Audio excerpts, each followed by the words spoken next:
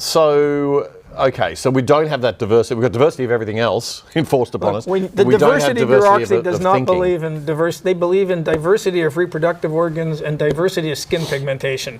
And you know what they do is it's just classic identity politics. You look at the percentage in the wider population, and then you look at some desirable job, university, spot. It's always desirable jobs, right? And then you say we need the same percentage in the desirable job as exists in the wider population. No one says, 95% of jobs in society where people die on the job because they're dangerous jobs are held by men. And so we need to get a lot more women in these jobs so they can die. It would be ridiculous, right? Right. But they never look at those kind of jobs. It's always spots on corporate boards or university professorships. Yes, And it's a sort of watered down version of Marxism. You give up on equality of opportunity where you let everyone compete equally on merit. And you go down the road of, well, they call it equity, but what they really mean is equality of outcome. So you're this percentage of the group in the wider population, you need that percentage in this particular area.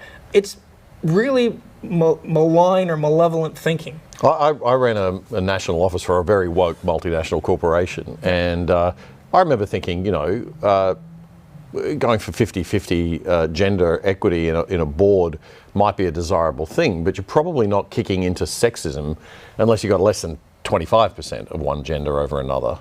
And it's not always about sexism. It's just one of the variables. The underlying, one of the core tenets of woke thinking is that you imagine that every group in society has the same potentiality and the same interests and desires, and so the only way to explain differences is discrimination, right? Whereas there's loads of empirical evidence that as groups, women have different preferences than men, right?